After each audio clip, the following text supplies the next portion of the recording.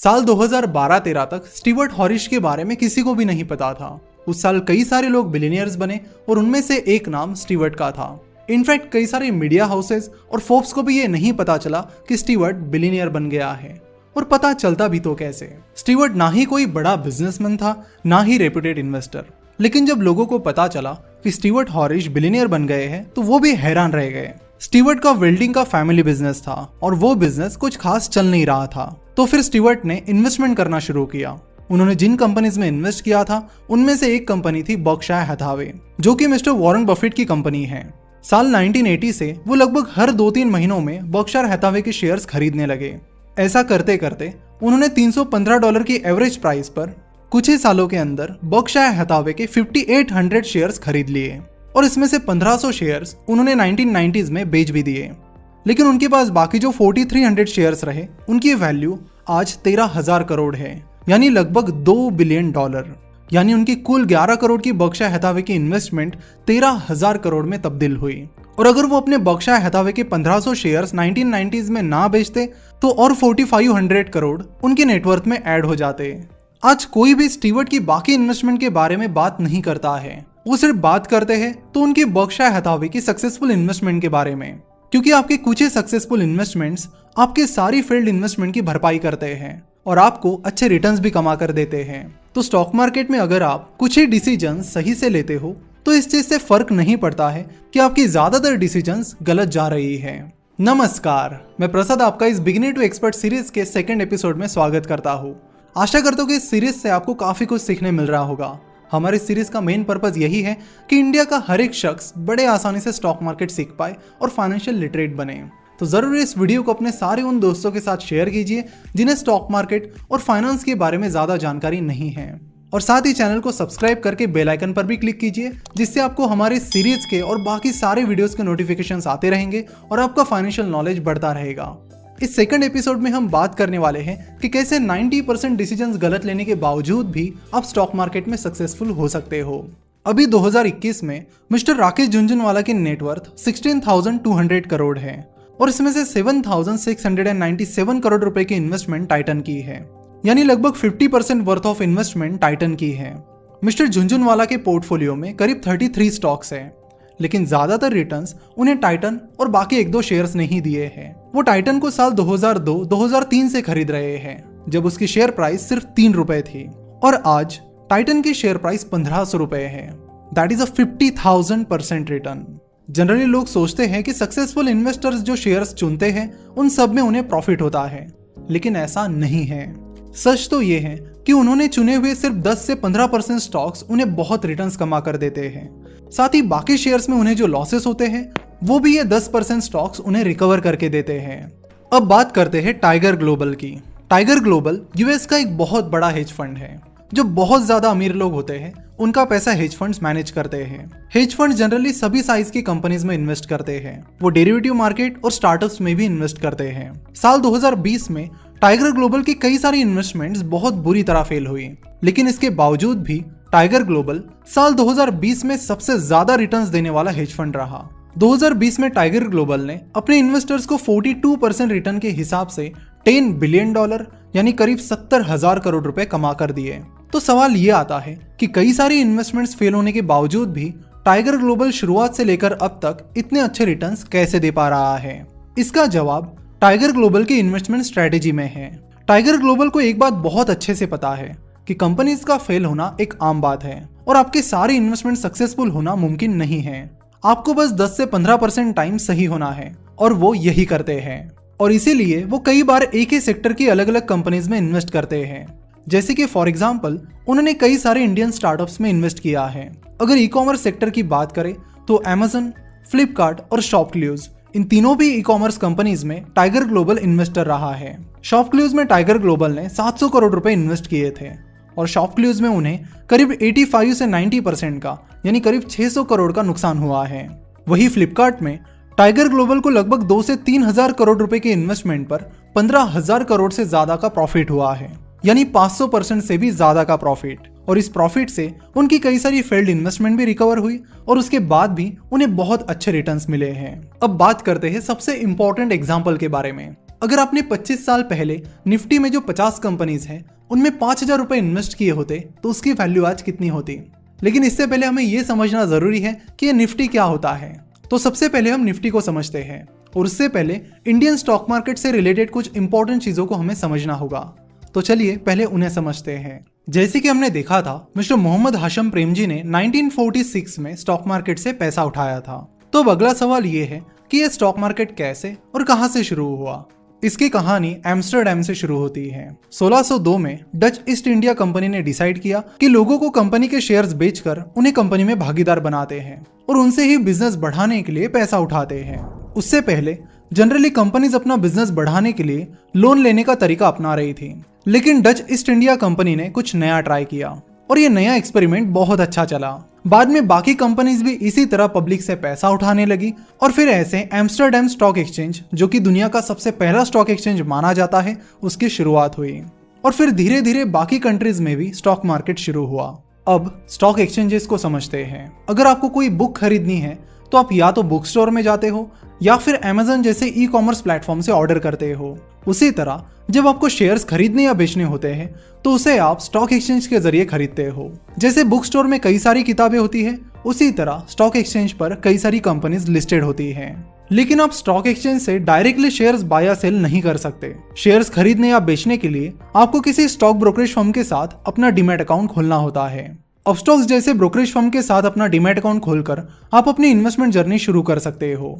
Mister Ratan Tata funded ये brokerage firm delivery के लिए कोई भी ब्रोकरेज चार्ज नहीं करता है और उनके बाकी ब्रोकरेज चार्जेस भी बहुत कम हैं। आप नीचे डिस्क्रिप्शन में दी गई लिंक पर क्लिक करके इनके साथ फ्री में डीमैट अकाउंट खोल सकते हो और उसके बाद आपको हमारी तरफ से अमेज़न का 250 रुपए का वाउचर मिलेगा, जिसे आप अमेज़न पर कुछ भी खरीदने के लिए इस्तेमाल कर सकते हो।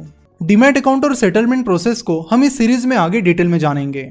इंडिया में 2 मेन स्टॉक एक्सचेंजेस हैं, NSE that is national stock exchange और BSE that is Bombay stock exchange. BSE की शुरुआत 1875 में हुई। उस टाइम कुछ ब्रोकर्स मुंबई के फोर्ट एरिया में यानी गेटवे ऑफ इंडिया के पास बरगद के एक पेड़ के नीचे बैठकर शेयर्स खरीदने बेचने में लोगों की मदद करते थे। बाद में यह कारोबार बढ़ता गया और उसे स्टॉक एक्सचेंज का रूप दिया गया। तो 1992 तक इंडिया में BSE एक मुख्य स्टॉक एक्सचेंज था, पर 1992 के स्कैम ने पूरी इंडिया को हिलाकर रख दिया और फिर गवर्नमेंट को भी लगा कि इंडिया में एक और मेन स्टॉक एक्सचेंज की जरूरत है और फिर इस तरह 1992 में NSE की शुरुआत हुई। अब आप मुझे बताइए कि इंडिया का कौन सा स्टॉक एक्सचेंज सबसे बड़ा होगा, यानी किस स्टॉक एक्सचेंज पर सबसे ज्यादा ट्रेडिंग होती होगी, NSE या फिर BSE। बिना गूगल किए नीचे कमेंट करके अपना जवाब जरूर बताइए और सही जवाब को हम हार्ट दे देंगे। जैसे कि हमने देखा, NSE और BSE पर बहुत सारी कंपनीज लिस्टेड है। ऐसे में अगर आपको स्टॉक मार्केट का हल जानना है कि स्टॉक मार्केट आज अप है या डाउन, तो वो आप कैसे करेंगे। उसके लिए सारी कंपनीज के शेयर प्राइसेस को ट्रैक करना तो बहुत ही डिफिकल्ट काम है और फिर इस प्रॉब्लम को सॉल्व करने के लिए इंडेक्स बनाए गए, जैसे कि सेंसेक्स और निफ्टी। सेंसेक्स BSE का मुख्य इंडेक्स यानी मुख्य निर्देशांक है। सेंसेक्स सेंसिटिव और इंडेक्स इन 2 शब्दों को मिलाकर बना है। वही निफ्टी NSE का मुख्य इंडेक्स है। नेशनल और 50 इन 2 शब्दों को मिलाकर निफ्टी बना है। एक सिंपल एग्जांपल की मदद से इसे और डिटेल में समझते हैं। जब महंगाई पता करने के लिए महंगाई दर कैलकुलेट किया जाता है तो उसके लिए जो तमाम चीजें और वस्तुएं हम इस्तेमाल करते हैं उन सबकी महंगाई ट्रैक करना मुश्किल होता है, इसलिए कुछ पर्टिकुलर चीजों को ही ट्रैक करके महंगाई दर निकाला जाता है। इसी तरह स्टॉक मार्केट में जो सारी कंपनीज हैं उनके शेयर प्राइसेस को ट्रैक करने के बजाय कुछ पर्टिकुलर कंपनीज के शेयर प्राइसेस को ट्रैक करके इंडेक्स बनाए गए हैं, जैसे कि सेंसेक्स और निफ्टी, जो आपको स्टॉक मार्केट का हाल बताते हैं। सेंसेक्स में अलग अलग सेक्टर्स जैसे कि automobile, banking, pharma, power, telecom, IT इनसे टॉप 30 कंपनीज चुनी गई हैं, जैसे कि HDFC bank, Reliance industries, TCS etcetera. और फिर ये 30 कंपनीज मिलकर आपको मार्केट का हाल बताते हैं। वही निफ्टी में भी अलग अलग सेक्टर की टॉप 50 कंपनीज चुनी गई है। तो सेंसेक्स और निफ्टी ये दोनों इंडेक्स आपको आज स्टॉक मार्केट अप है या डाउन ये बताते हैं। पिछले 2 सालों में या फिर 5-10 सालों में स्टॉक मार्केट ने कैसा परफॉर्म किया है और किस तरह के रिटर्न्स दिए हैं, ये भी हम सेंसेक्स और निफ्टी के रिटर्न्स को देखकर ही पता लगाते हैं। अब शेयर प्राइस ऊपर नीचे कैसे जाती है, जैसे कि हमने लास्ट एपिसोड में बात की थी कि विप्रो और इन्फोसिस के शेयर्स पिछले 20-25 सालों में इतने तेजी से कैसे बढ़े और किसी कंपनी की शेयर प्राइस ऊपर जाती है तो किसी कंपनी की शेयर प्राइस नीचे जाती है। तो ये सारी चीजें किन चीजों पर डिपेंड होती है, इसके बारे में हम नेक्स्ट एपिसोड में बात करने वाले हैं, वो भी डिटेल में। यहाँ पर निफ्टी को समझने के बाद हम फिर से अपने निफ्टी के एग्जाम्पल को कंटिन्यू करते हैं। अगर आप 25 साल पहले निफ्टी में जो 50 कंपनीज है उनमें 5,000 रुपए हर कंपनी में इन्वेस्ट करते, यानी कुल मिलाकर 5 लाख रुपए इन्वेस्ट करते, तो उसकी वैल्यू आज कितनी होती। पहले तो आपको ये बता दूं कि 25 साल पहले निफ्टी में जो 50 कंपनीज थी उनमें से 40 कंपनीज आज निफ्टी में नहीं है, और इन 40 कंपनीज में से कुछ कंपनीज तो फेल हो गई है और कुछ ने बहुत खराब रिटर्न्स दिए हैं, जैसे कि Chambal fertilisers and chemicals, Indian aluminium company, Nagarjuna fertilisers and chemicals etcetera. लेकिन इसके बावजूद आपके 5 लाख रुपए की उस इन्वेस्टमेंट की वैल्यू आज 93 लाख रुपीस होती और साथ ही आपको 12 करोड़ का डिविडेंड भी मिलता। तो शेयर प्राइस रिटर्न और डिविडेंड को मिलाकर आपके उस 5 लाख रुपए की इन्वेस्टमेंट की वैल्यू आज 1 करोड़ 5 लाख रुपए होती, यानी आपको उस 5 लाख रुपए की इन्वेस्टमेंट पर 1 करोड़ का रिटर्न मिलता। तो कुल मिलाकर आपको पिछले 25 सालों में कंपाउंडेड सालाना 13% रिटर्न मिलता, और वो भी इन फेल कंपनीज के रिटर्न्स को इंक्लूड करके। ये इसलिए हुआ क्योंकि कई सारी कंपनी जरूर फेल हुई, लेकिन कुछ कंपनीज ने इस दौरान बहुत ही आउटस्टैंडिंग रिटर्न्स दिए हैं। जैसे कि HDFC बैंक की स्प्लिट एडजस्टेड शेयर प्राइस 1996 में 3 रुपीज थी, जो कि अभी 1454 रुपीज है। हिंदुस्तान यूनिलीवर की शेयर प्राइस 1996 में 80 रुपीज थी, जो कि अभी 2420 रुपीज है। HDFC, जो कि HDFC ग्रुप की एक और कंपनी है, उसकी शेयर प्राइस 1996 में 25 रुपीज थी, जो कि अभी 2553 रुपीज है। और रिलायंस इंडस्ट्रीज, जिसकी शेयर प्राइस तब 25 रुपए थी, उसकी शेयर प्राइस आज 2000 रुपए है। तो अगर आप 10 से 15% टाइम्स भी सही साबित होते हो तो भी आप स्टॉक मार्केट और बाकी इन्वेस्टमेंट से बहुत अच्छा प्रॉफिट कमा सकते हो। ऐसा इसलिए होता है क्योंकि किसी भी कंपनी में आपकी डाउन साइड लिमिटेड होती है, वही अप साइड अनलिमिटेड होती है। किसी भी कंपनी में आपका मैक्सिमम लॉस 100% होता है, लेकिन आपका मैक्सिमम प्रॉफिट कितना भी हो सकता है। तो यहाँ पर आपने देखा कि निफ्टी में जिन 40 कंपनीज ने आपको अच्छे रिटर्न्स नहीं दिए थे, उनमें आपको मैक्सिमम 100% का ही लॉस हुआ है। वही जिन कंपनीज ने आपको अच्छा प्रॉफिट कमा कर दिया, उनकी बात करते हैं तो HDFC बैंक ने आपको पिछले 25 साल में 48,366% का रिटर्न दिया है। रिलायंस इंडस्ट्रीज ने आपको पिछले 25 साल में 7,900% का रिटर्न दिया है। HDFC ने 10,112% का रिटर्न दिया है। वही हिंदुस्तान यूनिलीवर ने 2,925% का रिटर्न दिया है। इस तरह आपकी कुछ ही प्रॉफिटेबल इन्वेस्टमेंट्स आपके लॉसेस भी कवर करती है और आपको बेहतरीन रिटर्न्स भी कमा कर देती है। अब आप ये भी कह सकते हो कि अगर मैं पूरे 5 लाख रुपए 1996 में HDFC बैंक में इन्वेस्ट करता तो उसकी वैल्यू आज 24 करोड़ रुपए होती। लेकिन अपने इन्वेस्टमेंट पोर्टफोलियो में इसी तरह के सारे सक्सेसफुल स्टॉक्स को ढूंढना मुमकिन नहीं होता है, वो प्रैक्टिकली पॉसिबल नहीं हो पाता। इसलिए अगर आप 10-15% टाइम भी अच्छी कंपनीज ढूंढने में कामयाब होते हो तो भी आप बहुत एक्स्ट्राऑर्डिनरी रिटर्न्स कमा सकते हो, अगर आप उन कंपनीज को लॉन्ग टर्म तक होल्ड करते हो तो। पर यहाँ पर एक और सबसे इंपॉर्टेंट चीज जो है वो है पेशेंस, यानी सब्र। अगर आपने अपने 25 साल पहले खरीदे हुए निफ्टी के शेयर्स 2-4 साल बाद प्रॉफिट कमाने के बाद बेच दिए होते तो आज उनकी वैल्यू इतनी ना होती, ना ही इतने बेहतरीन रिटर्न्स आप आज कमा पाते। अगर मिस्टर राकेश झुनझुनवाला ने टाइटन के 3-4 रुपए पर शेयर की प्राइस पर खरीदे हुए वो शेयर्स टाइटन की शेयर प्राइस 20-25 रुपए होने के बाद ही अच्छे खासे प्रॉफिट पर बेच दिए होते तो शायद आज उनकी नेटवर्थ इससे कम होती। इसलिए मिस्टर वॉरेन बफेट के पार्टनर और billionaire investor mister Charlie Munger कहते हैं कि बड़ा पैसा शेयर खरीदने या बेचने में नहीं है, वो है पेशेंस के साथ वेट करने में। अब आप पूछोगे कि शेयर्स को होल्ड कब तक करना चाहिए। इसका जवाब है कि जब तक आपको लगता है कि कोई बिजनेस लॉन्ग टर्म में बढ़ता रहेगा, ग्रो होता रहेगा, तब तक आपको उस कंपनी के शेयर्स को होल्ड करना चाहिए। अगले पार्ट में जब हम बात करेंगे कि विप्रो, इन्फोसिस और उस जैसे कंपनीज के शेयर प्राइस शुरुआत से लेकर अब तक इतनी तेजी से कैसे बढ़ी है, वही कुछ कंपनीज के शेयर प्राइस शुरुआत से लेकर अब तक तेजी से क्यों घटी है, तब आपको शेयर्स को कब तक होल्ड करना चाहिए, इस इंपॉर्टेंट सवाल का जवाब भी मिल जाएगा। अब ये तो सबको पता है कि शेयर्स को लॉन्ग टर्म तक होल्ड करना चाहिए, लेकिन फिर भी क्यों 99% लोग शेयर्स को होल्ड नहीं कर पाते हैं। और अगर आपको शेयर्स होल्ड करने हैं तो उसके लिए आपको मेंटली कैसे प्रिपेयर रहना होगा। स्टीवर्ट हॉरिश ने बर्कशायर हैथावे के शेयर्स खरीदने के बाद कई बार बड़े बड़े रिसेशंस आए। 1987 में स्टॉक मार्केट क्रैश हो गया, 2001 में .com बबल बस्ट हुआ, 2008 में बहुत बड़ा फाइनेंशियल क्राइसिस आया, लेकिन इसके बावजूद भी उन्होंने शेयर्स होल्ड करके रखे। Mister Rakesh Jhunjhunwala, mister Warren Buffett और कई सारे इन्वेस्टर्स जो पहले आम लोग थे और बाद में सक्सेसफुल इन्वेस्टर्स बने, उन्होंने भी रिसेशंस और इन सारे अप डाउन्स के बीच शेयर्स को होल्ड करके रखा। हालांकि रिसेशंस जैसे टाइम में जब हर कोई शेयर्स बेच रहा होता है, तब शेयर्स को होल्ड करना बहुत ज्यादा डिफिकल्ट होता है। अभी हाल ही का एग्जांपल लेते हैं। कोरोना वायरस फैलना शुरू होने के बाद मार्च 2020 में लोग बहुत ज्यादा मात्रा में अपने शेयर्स बेचने लगे, जिससे शेयर प्राइसेस तेजी से गिरने लगी। मार्च 2020 में सेंसेक्स और निफ्टी 25% डाउन थे।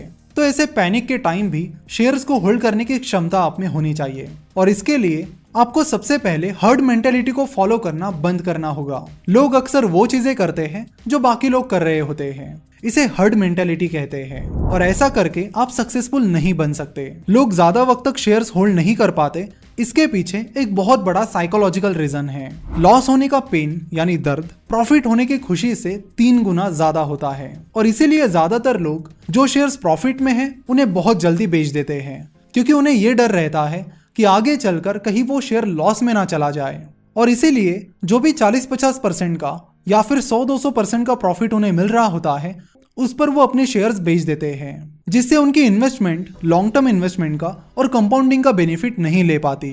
अच्छी बात यह है कि इसका एक सोल्यूशन भी है। कोई भी डिसीजन लेने के बाद हम उसके परिणामों की चिंता करते रहते हैं। बेहतर होगा कि आप डिसीजन लेने से पहले ही ये सोचिए कि कोई डिसीजन लेने के बाद वर्स्ट केस में यानी खराब से खराब केस में क्या हो सकता है, और उस वर्स्ट के लिए आप तैयार हो या नहीं, और उसके बाद ही अपनी डिसीजन लीजिए। इससे आप इमोशंस में आए बिना अपनी डिसीजन ले सकते हो। आज का ये एपिसोड कैसा लगा नीचे कमेंट करके जरूर बताइए। स्टॉक मार्केट को डिटेल में और फ्री में सीखने के लिए इस पूरी सीरीज को जरूर देखिए, क्योंकि आधा नॉलेज अक्सर हानिकारक होता है। अगले एपिसोड में हम बात करने वाले हैं कि कंपनीज की शेयर प्राइस ऊपर नीचे क्यों होती है, क्यों कुछ कंपनीज की शेयर प्राइस बहुत ऊपर चली जाती है तो कुछ की बहुत नीचे, और इसे हम बहुत ही इंटरेस्टिंग प्रैक्टिकल एग्जांपल्स के साथ समझने वाले हैं। तो अगला एपिसोड बिल्कुल भी मिस मत कीजिए, और इस एपिसोड को और इस सीरीज को सभी के साथ भी जरूर शेयर कीजिए। तो आज हम यही रुकते हैं, मिलते हैं अगले एपिसोड में। Thanks for watching.